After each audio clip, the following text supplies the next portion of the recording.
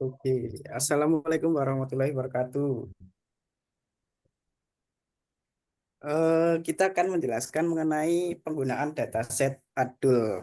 Nah, dataset ini merupakan dataset populer dalam sebuah data mining dan machine learning yang digunakan untuk memprediksi apakah seseorang berpenghasilan lebih dari 50K USD atau berdasarkan karakteristik demografis dan pekerjaan mereka. Nah, dalam dataset ini kita mengambil dua poin penting yaitu sebagai klasifikasi income, yaitu tujuan utama. Model dilatih untuk memprediksi apakah pendapatan kurang dari sama dengan 50K USD atau lebih dari 5K USD. Ini dipakai untuk melihat faktor apa saja yang punya pengaruh terhadap tingkat pendapatan seseorang. Nah, untuk poin kedua, untuk analisis sosial dan ekonomi. Dataset ini cocok untuk menganalisis apakah pendidikan mempengaruhi income, apakah jam kerja per minggu menentukan income, apakah jenis pekerjaan tertentu punya peluang income tinggi, eh, selanjutnya apakah perbedaan pendapat berdasarkan status pernikahan, ras, gender, dan sebagainya. Oke, dari penggunaan dataset tersebut kita melakukan import library ya, teman-teman. Kita menggunakan ada satu, dua, tiga, empat, lima. Ada 6 import di library.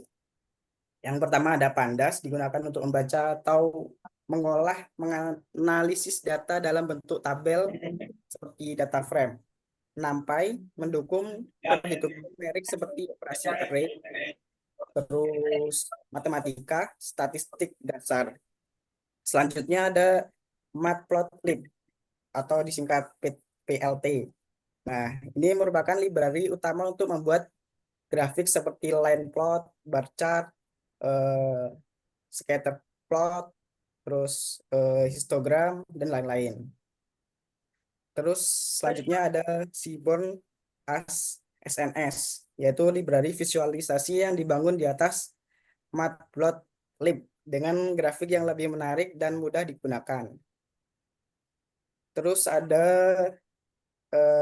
from Skipy import stats. Nah, ini merupakan modul untuk melakukan analisis statistik seperti uji hipotesis, distribusi probabilitas, dan perhitungan Z-score. Terus ada warning. Warning ini digunakan untuk mengatur apakah uh, dia mengatur untuk menghilangkan pesan peringatan warning agar output lebih bersih.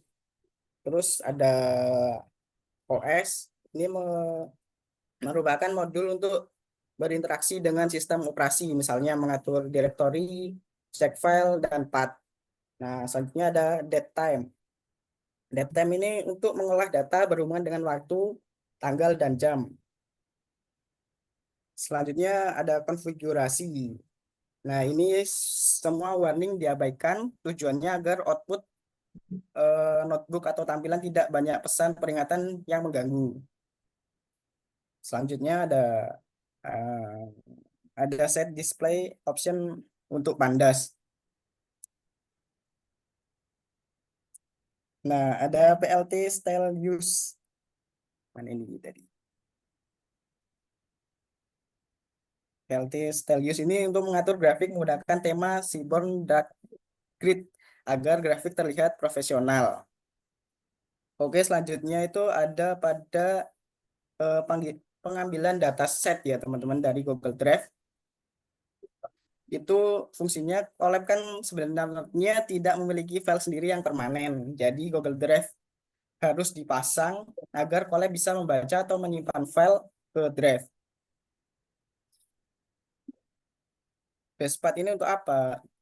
Basepath ini untuk membuat sebuah variabel path utama basepath yang menuju ke folder dataset di Google Drive. Lokasi ini biasanya digunakan untuk membaca file seperti .cvs, .xlsx, dan lain-lain. Nah, untuk selanjutnya ada figur path base. underscore path itu digunakan untuk membuat path lain berdasarkan base path, yaitu folder figur yang nantinya akan muncul di Google Drive yang kita gunakan. Selanjutnya ada create directory untuk menyimpan figur. Nah, pada bagian ini ada bagian tertulis code yaitu os.path.exit. Nah, digunakan untuk mengecek apakah sebuah folder atau file sudah ada atau belum. Nah, untuk folder jika belum ada, itu kita menuliskan yaitu os.make_dirs. Nah, ini untuk membuat folder baru. Nah, selanjutnya itu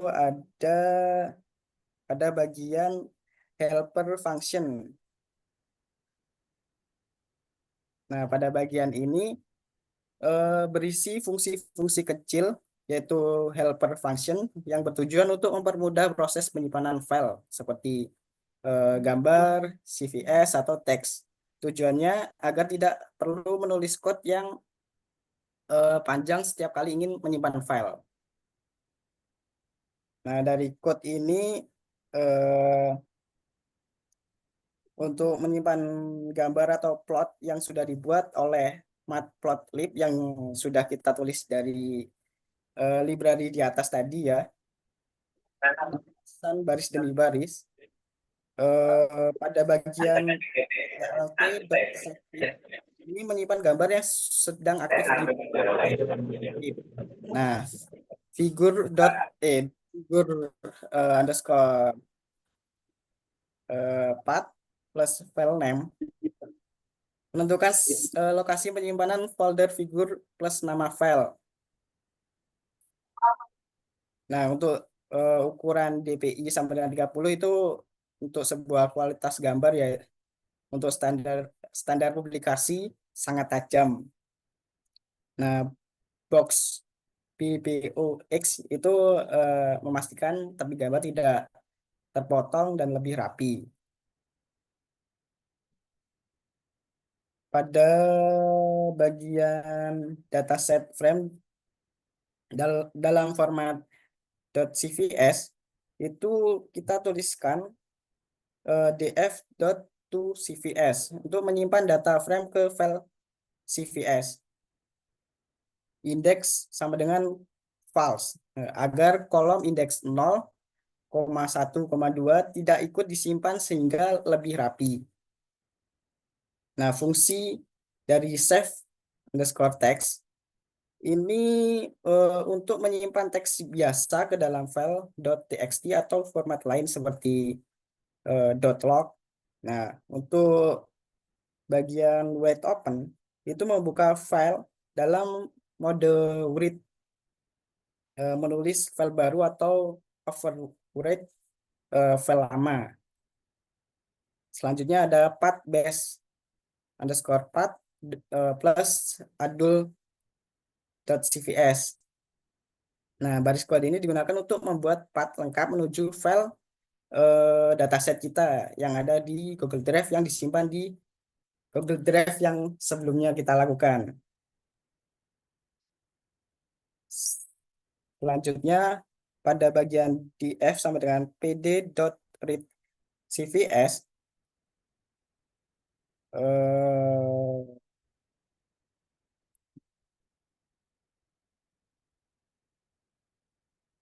ini membaca apa? Membaca dataset kita ya, teman-teman.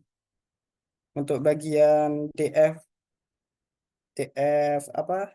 df pada .read underscore CVS ini merupakan baris digunakan untuk membuat file CVS dan menyimpannya ke dalam variabel df atau data frame menggunakan library pandas.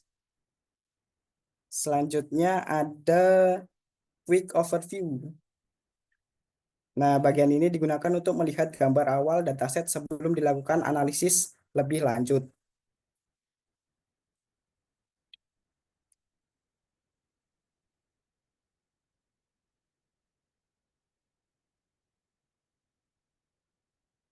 Selanjutnya pada informasi struktur data. Oke, kode ini digunakan untuk melihat struktur dan tipe data dari setiap kolom pada data frame.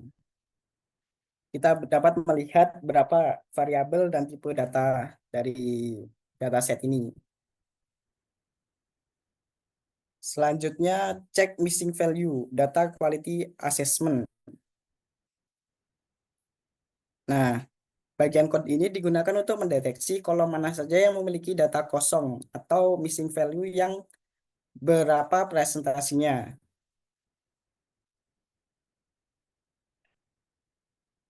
Menghitung jumlah missing value per kolom. Belum Mas. Atas. Ada missing sama dengan df.is0.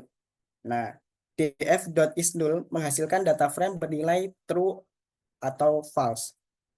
.sum itu menjelaskan true sama dengan 1 sehingga didapatkan jumlah nilai kosong di setiap kolom.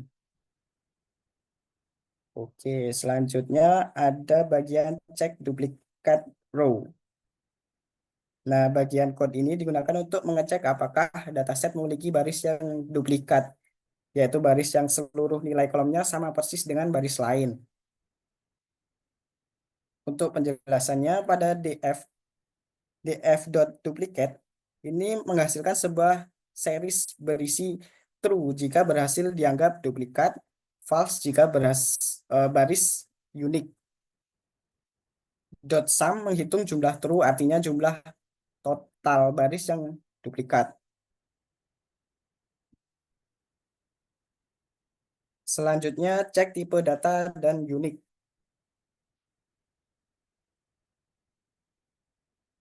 Bagian kode ini digunakan untuk memahami karakteristik dasar setiap kolom dalam dataset seperti tipe data, jumlah nilai unik, terus contoh nilai di kolom tersebut. Ini membantu untuk menentukan apakah kolom bersifat kategorikal, numerik, atau perlu preprocessing. Nah, untuk yang bagian pertama itu print print print 2 ini untuk mencetak judul bagian. Terus selanjutnya itu membuat tabel ringkasan yaitu data overview. Bagian ini membangun sebuah data frame baru yang berisi informasi penting untuk setiap kolom.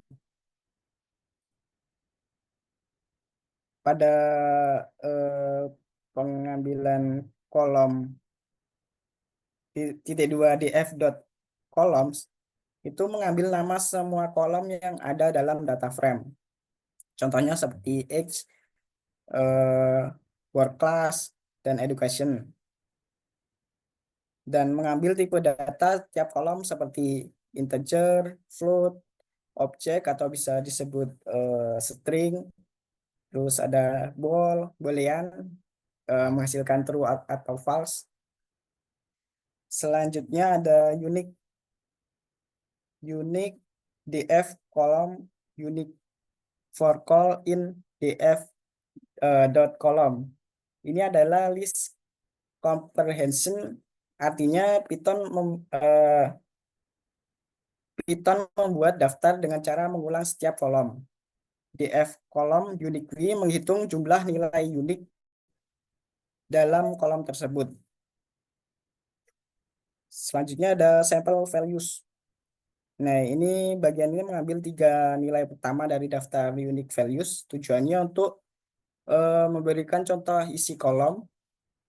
Yang kedua, membantu memahami isi kolom kategori. Selanjutnya, toString index sama dengan false, menampilkan data frame tanpa indeks agar tabel lebih bersih dan rapi. Selanjutnya, pisahkan variabel numerik dan kategorikal. Nah, tujuan bagian kode ini adalah yang pertama untuk mengidentifikasi kolom numerik. Yang kedua, mengidentifikasi kolom kategorikal. Yang ketiga, memisahkan variabel target yaitu income agar tidak ikut dalam processing fitur. Bagian ini sangat penting untuk tahap machine learning seperti encoding, scaling, dan modeling. Eh, Memilih kolom numerik. Dalam numerik kolom, ini pada df.select underscore di tipe, ini memiliki kolom berdasarkan tipe data. Dan selanjutnya integer 64, terus ada float 64 juga, itu merupakan tipe data, angka, bilangan bulat, atau desimal. Selanjutnya memilih kolom kategorikal. Bagian kategorikal columns ini merupakan tipe objek, biasanya adalah kolom berisi teks atau kategori. Yang kedua hasilnya adalah list kolom kategorikal. Ini merupakan hasilnya, teman-teman.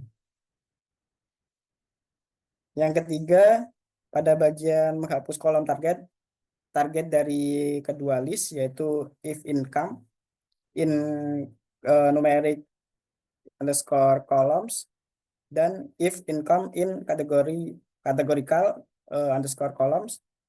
Ini kenapa perlu dihapus? Karena kolom target income tidak boleh ikut dalam processing fitur. Misalnya kolom numerik nanti akan di scaling, kolom kategorikal akan di encoding. Kalau income ikut di scaling atau encoding, model model ini jadi error dan hasilnya salah. Karena itu dicek jika income memiliki list numerik akan dihapus, jika income masuk list kategorikal akan dihapus. Selanjutnya menampilkan hasil pada bagian ketiga print ini, yaitu akan menampilkan jumlah kolom numerik, jumlah kolom kategorikal, terus daftar kolom, terus ada nama kolom target. Selanjutnya untuk cek nilai tidak diketahui di kolom kategorikal.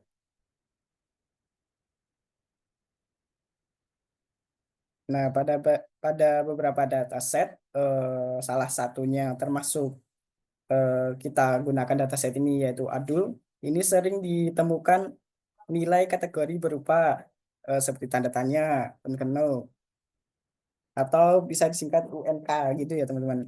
Nilai ini bukan missing value, tetapi secara makna adalah data yang tidak diketahui atau hilang. Karena itu kita harus mengecek apakah data kategorikal di setiap kategori kali itu tidak ada yang tidak diketahui atau hilang. Selanjutnya kita tidak melakukan fitur engineering karena kita tidak membuat fitur baru, tidak mengembangkan fitur, tidak menghapus fitur tertentu, tidak mengubah skala fitur atau scaling, tidak melakukan encoding tambahan, tidak melakukan transformasi fitur lainnya. Terus selanjutnya ada create backup of original data. Pada bagian ini tujuannya untuk apa? Tujuannya untuk kode ini membuat salinan copy dari data frame asli. Agar yang pertama, tidak merusak data asli saat melakukan pre-processing. Yang kedua, jika terjadi kesalahan, bisa kembali ke data awal dengan mudah. Yang ketiga, bisa membandingkan sebelum atau sesudah pre-processing. Yang keempat, menjaga agar transformasi yang sifatnya merusak, drop, replace, encode tidak mengubah dataset asli. Selanjutnya, deskriptif statistik untuk variabel numerik. Nah, tujuan bagian kode ini, pada tujuan bagian kode ini, yang pertama menampilkan statistik berdasarkan semua fitur numerik. Yang kedua, menambahkan skewness dan kurtosis untuk menganalisis distribusi. Yang ketiga, menyampaikan hasilnya ke file CVS untuk keperluan laporan. Pada bagian pertama yaitu membuat judul, yaitu kedua print tersebut ya teman-teman, itu akan menampilkan output pada bagian tabel. Yang kedua, menghitung statistik dasar variabel numerik pada df numerik underscore kolom, itu memilih semua kolom numerik Terus selanjutnya ada .describe menghasilkan statistik deskriptif seperti count, main, STD, min, 25%, 50%, 75%, max. Nah, dari keseluruhan ini kita melakukan transformasi tabel agar kolom jadi baris lebih mudah dibaca. Yang ketiga, menambahkan skewness.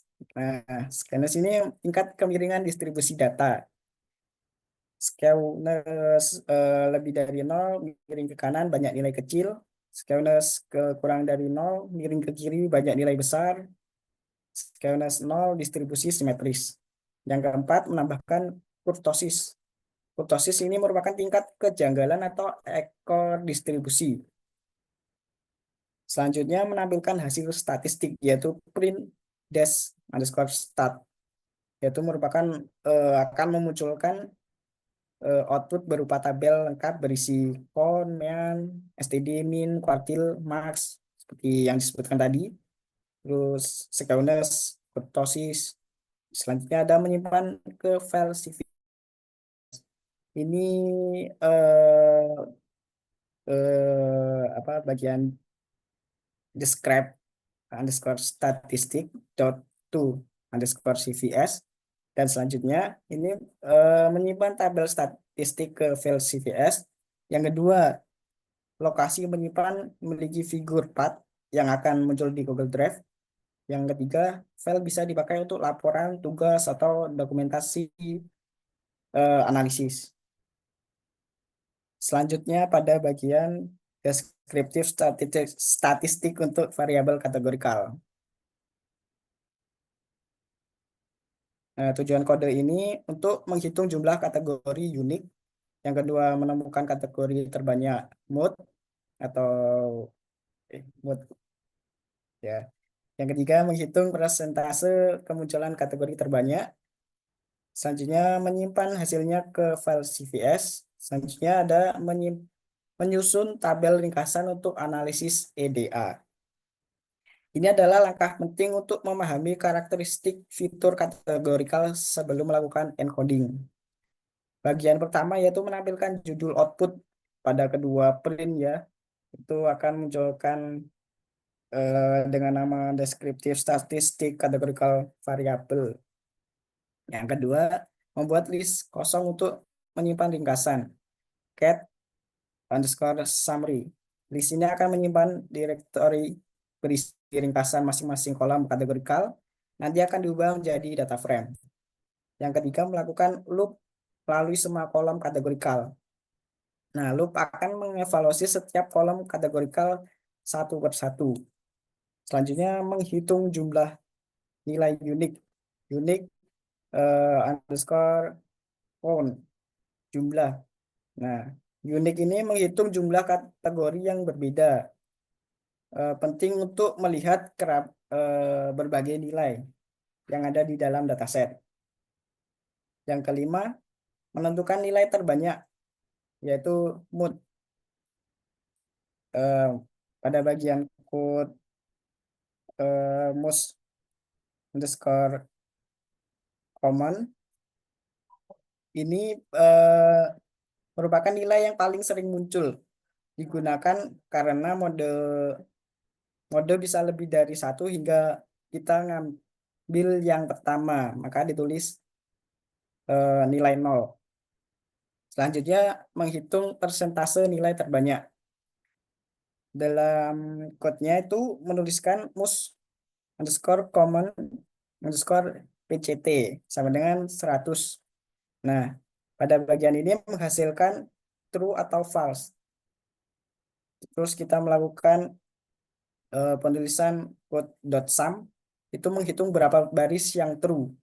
Nah, selanjutnya dibagi total baris menghasilkan proporsi dikalikan 100 menjadi persentase. Yang selanjutnya menyimpan hasil dalam list directory. Pada bagian cat underscore summary dot fn, ini setiap kolom dikonversi menjadi directory. Selanjutnya mengubah list menjadi data frame. pada bagian cat summary underscore df, ini hasilnya tabel ringkas mudah dibaca. Selanjutnya menampilkan tabel ke layar. Pada bagian print cat underscore summary underscore df2 string, ini mencegah tampilan terpotong agar tidak menampilkan indeks data frame. Selanjutnya menyimpan ke file CSV. Dalam code, kita menuliskan cat underscore summary underscore df dot to cvs. File ini akan disimpan dalam eh, apa namanya, dalam menjadi file. Ya, ya. File ini berguna untuk melampirkan analisis data dan dokumentasi EDA. Selanjutnya target variable distribution. Pada code ini berfungsi untuk satu, menghitung jumlah masing-masing kelas target. Yang kedua, menghitung persentasenya. Yang ketiga, menyajikan dalam bentuk tabel. Yang keempat, membuat dua grafik, yaitu conplot jumlah dan persentase plot, yaitu presentasi, yaitu menyimpan visualisasi ke file PNG. Pada bagian pertama kita menampilkan judul output, yaitu target variable distribution. Yang kedua, menghitung distribusi kelas. Kita tuliskan target underscore dis, yaitu menghasilkan jumlah tiap kategori. Selanjutnya menghitung persentase distribusi, menuliskan target underscore dis underscore PCT yang sama dengan 100. Itu merupakan normalisasi sama dengan true. Output berupa proporsi 0 sampai 1 dikalikan 100 menjadi persen. Selanjutnya membuat tabel ringkasan. Tabel ini berisi kelas, kon, persentase, yang nilainya berdasarkan apakah lebih dari 50K US dollar atau kurang dari 50K US dollar. Pada bagian visualisasi membuat dua plot, satu baris atau dua kolom. Nah, pada plot pertama, plot, itu dituliskan target displot. Pada ini membuat diagram batang jumlah data, dua warna berbeda ditempatkan di subplot kiri atau aksis 0. Pada plot 2, presentasi. Untuk presentasi kita menuliskan target di target underscore dis underscore pct dot plot. Ini untuk presentasi kita melakukan code seperti itu ya teman-teman. Selanjutnya merapikan dan menyimpan gambar. Untuk bagian plt.thing_layout, plt.savefig, terus plt.show, ini agar tidak tumpang tindih. Selanjutnya kualitas ini untuk tinggi untuk laporan, dan BBOX ini untuk agar tidak terpotong. Selanjutnya konfigurasi file tersimpan, yaitu print and save dengan 0.1 underscore target. Ini bagian ini menghasilkan analisis terlengkap pada variabel target. Berikut presentasi dari saya.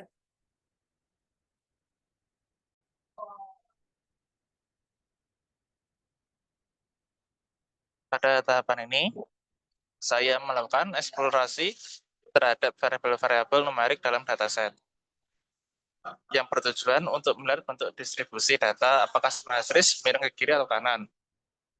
Nah, langkah pertama adalah membuat grid dengan 5 baris dan 3 kolom, sehingga tersedia 15 slot grafik. Selanjutnya adalah membuat perulangan menggunakan for IDX pada data Daud. Pada step iterasi, menggunakan histogram untuk kolom yang sedang diproses. Nah, saya menemukan 50 pins agar detail distribusi terlihat dan memberi warna biru muda agar grafik mudah terbaca. Ya, bisa dilihat pada gambar berikut.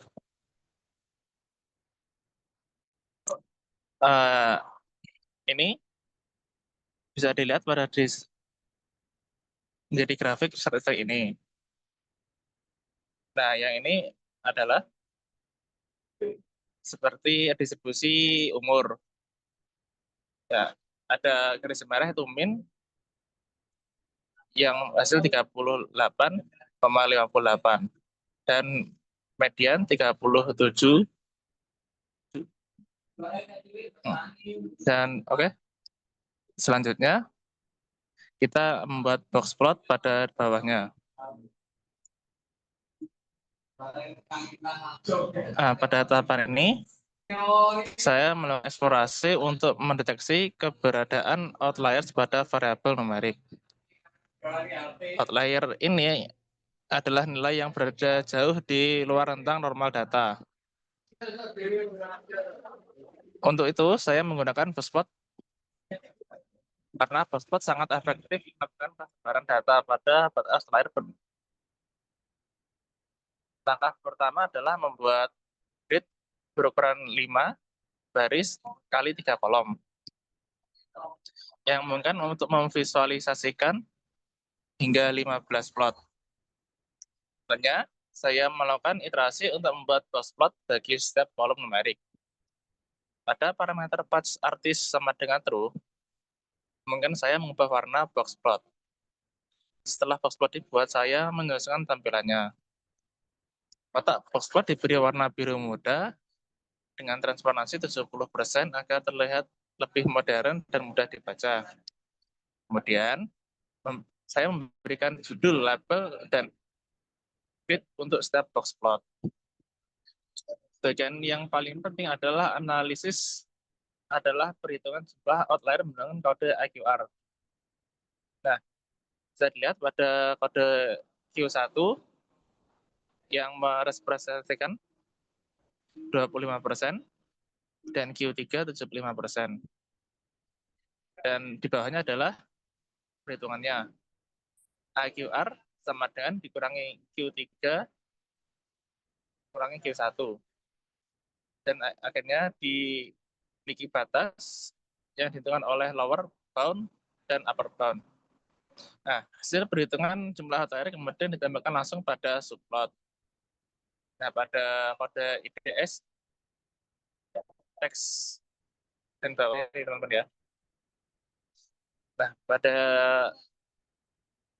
dilihat dari gambar ini bisa dilihat pada ada box plot umur, ada capital gain dan capital loss. Oke, dan berikutnya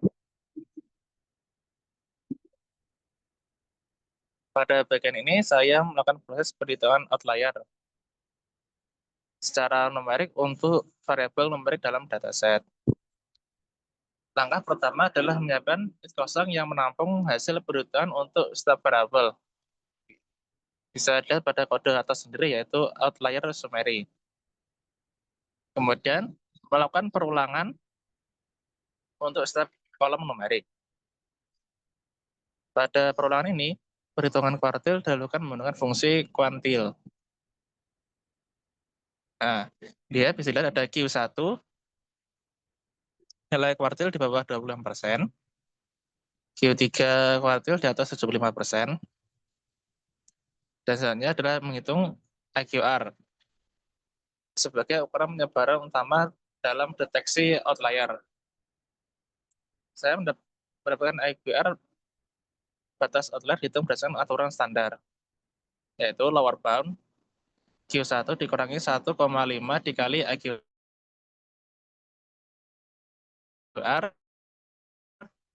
dan upper bound Q3 ditambah 1,5 dikali IQR.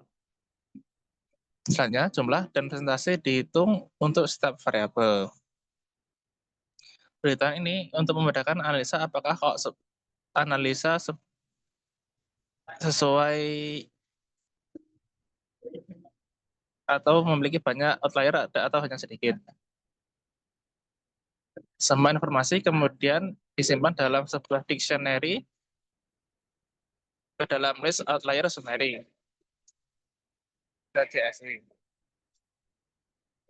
Nah, bisa dilihat pada tabel outlier directory summary ini ada ada variabel umur, education 6, capital gain, dan capital loss. Nah, terakhir adalah hasil analisa disimpan pada dalam file CSV untuk dokumentasi dan analisa lanjutan.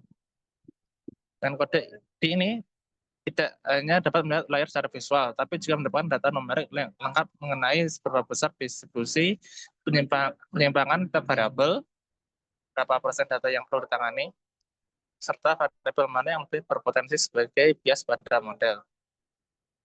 Oke, dan selanjutnya adalah bar plot untuk variabel kategorikal. Bawahnya. Nah, pada bagian ini saya melakukan analisa distribusi untuk semua variabel kategorikal dalam dataset. Langkah pertama dalam kode adalah menentukan jumlah baris subplot yang dibutuhkan. Karena subplot dalam bentuk grid 3 kolom, saya menghitung jumlah baris secara dinamis agar layout tetap rapi berapapun jumlah variabel kategorinya. Kemudian saya menyiapkan area untuk divisualisasi. Bisa dilihat pada kode fixed axe, PLT, subplot, dan seterusnya. Subplot diratakan menjadi array satu dimensi, sehingga bisa diakses secara berurutan dalam loop. Selanjutnya, saya membuat bar plot setiap variabel kategorikal. Visualisasi ini menentukan frekuensi masing-masing kategori dalam bentuk batang berwarna biru, garis tepi hitam digunakan untuk batang lebih jelas. Setiap plot diberi judul dan label informatif. Judul berisi nama variabel. Rotasi kategorikal sebesar 45% untuk membantu keterbacaan. Dan suhu Y memudahkan pembacaan nilai. Selanjutnya saya menambahkan tabel presentase di atas setiap batang. Ini memungkinkan untuk membaca langsung memahami seberapa dominan sesuai kategorikal dalam suatu dataset. Dan dengan rumus presentase, jumlah kategori dibagi total data dikali 100%. Setelah itu, semua variabel divisualisasikan. Subplot yang tidak terpakai dihapus untuk menjaga tampilan tetap bersih.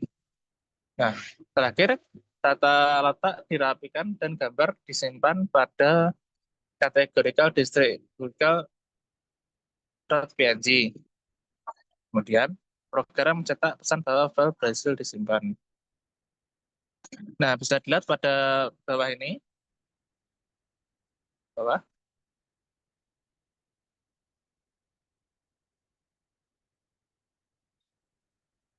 Ke bawah, Mas Wan. Gambar jelas mengenai dominasi atau keberagaman kategori dalam variabel kategorikal. Bisa dilihat pada gambar-gambar ini ada distribusi work class, distribusi occupation, distribusi relationship, dan sebagainya. Oke, dan selanjutnya adalah frekuensi categorical variables. Pada tahapan ini adalah melakukan analisis terhadap variabel kategorikal untuk memahami distribusi setiap kategori yang ada di dalam dataset.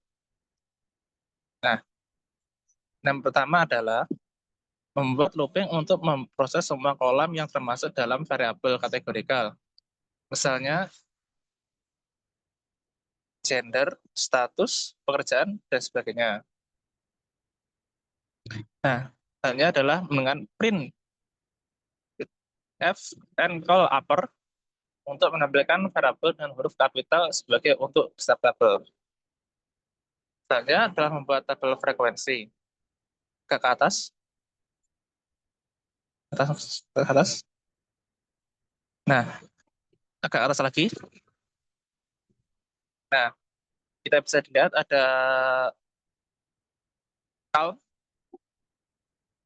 atau berpresentasi untuk menghasilkan proporsi misal 0,25 menjadi 25%. Nah, misalnya adalah tabel yang berisi berikut ini. Bisa dilihat ada tabel private dengan count 22696 jadi 69,70. Nah, setiap tabel disimpan secara otomatis sebagai file CSV agar dapat digunakan kembali atau dimasukkan ke laporan. Karena membawa tabel frekuensi ini, saya mendapatkan gambaran yang jelas terkait distribusi setiap variabel kategorikal. Informasi ini sangat penting dalam memastikan dan tidak mengalami ketidakseimbangan yang ekstrim, serta membantu dalam proses eksplorasi dan validasi kualitas dan sebelum melanjutkan ke tahap permodelan. Sekian presentasi dari saya. Oh, Oke, saya akan menjelaskan bivariate analysis numerical vs target. Yang pertama, saya melakukan ngeprint berapa sih variabel numerical menggunakan n numerical sampai dengan line numerical cost, print, and numerical. Jadi saya mendapat jawaban 6. Setelah itu saya melakukan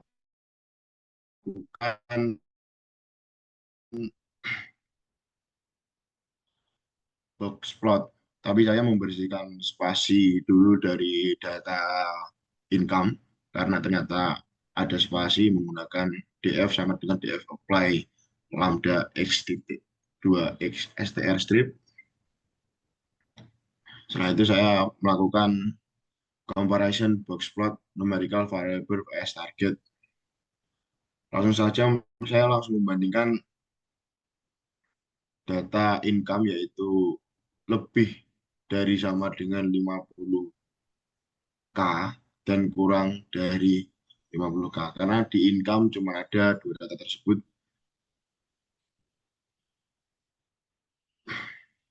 Oke, langsung ke bawah. Inilah hasil yang kami dapatkan dari perbandingan data tersebut. Oke, tolong ke bawah lagi. Setelah itu kami coba melihat variabel income-nya tadi apakah ada spasi atau tidak, yaitu menggunakan print df income unique dan mendapatkan hasil seperti tersebut. Gak ada spasi sama sekali.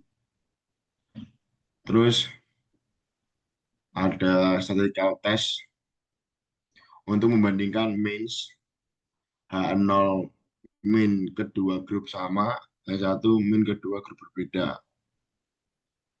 Oke, saya masukkan data income lagi, tetap cuma ada dua ya di income, kurang dari 50K sama lebih dari 50K. Oke, masuk ke bawah. Untuk tes resultnya menggunakan variabel .code. Saya mengganti data yang ini ya, yang mean menggunakan mean underscore lebih dari sama dengan 50K dan menggunakan mean underscore kurang dari 50K. Setelah itu saya mendapatkan result variabel vs target yaitu H0 tidak ada perbedaan min antara data tersebut, H1 juga ada perbedaan yang sangat signifikan.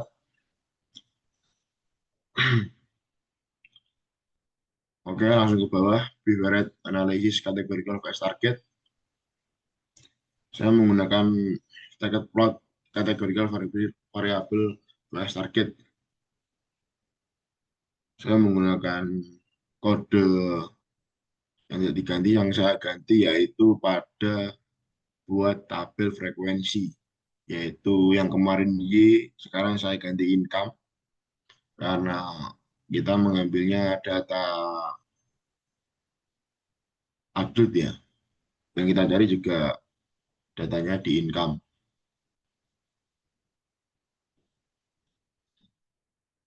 Oke, setelah itu ada untuk penambahan hapus subplot kosong agar tidak ada apa ya, agar tidak ada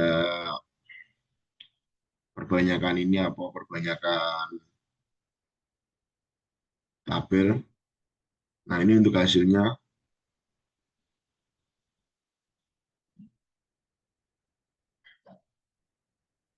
Oke, ke bawah lagi.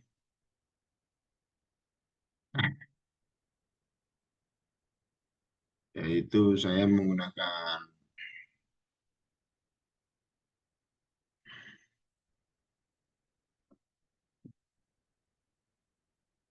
ini ya. Saya chi-square test untuk variabel kategori fast target. H0 variabel independen dari target tidak ada hubungan dan H1 variabel independen ada hubungan. Saya menggunakan cis resultnya seperti workout in categorical cost, grad contingency table, perform chi-square test, dan calculate gram SVF excess for chi-square. Untuk chi resultnya tetap tidak ada yang saya ganti. Yang saya ganti terdapat pada interpret result yang signifikan kurang dari 50K dan if else-nya lebih dari sama dengan 50K. Bisa dilihat hasilnya. Semuanya sangat signifikan karena kurang dari 50K. Oke, untuk yang 2.5 multivariate analisis menggunakan korelasi matriks. Langsung saja pada datanya tersebut. Dalam data tersebut, gambarnya, tolong gambarnya, nah langsung saja. Setelah saya menggunakan korelasi matriks, ternyata nggak ada sama sekali link korelasi karena di data tersebut rata-rata datanya 0,0. Oke, langsung ke bawah, identifikasi link korelasi. Nah, ini ya, nggak ada data 0,7 karena data yang memiliki korelasi 0,7 itu masuknya hing korelasi, tapi data di Aldut nggak ada. Oke, bawa lagi. Yang terakhir,